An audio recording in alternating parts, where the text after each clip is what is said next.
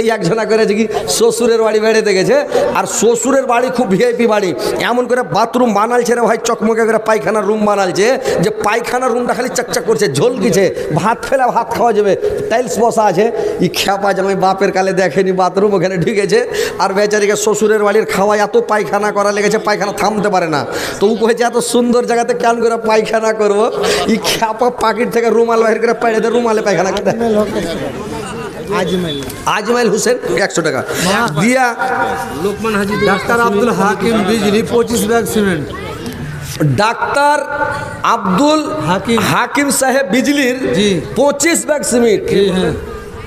নারে তাকবীর। এখানে আছে কি ডাক্তার সাহেব? সে ছিল যে কই ডাক্তার সাহেব?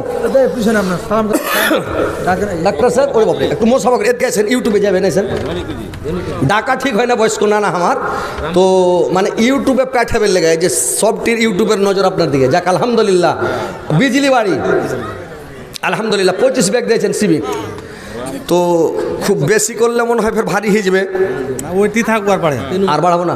বিয়া শাদি করেছেন? বিয়া শাদি করেছেন? করেননি?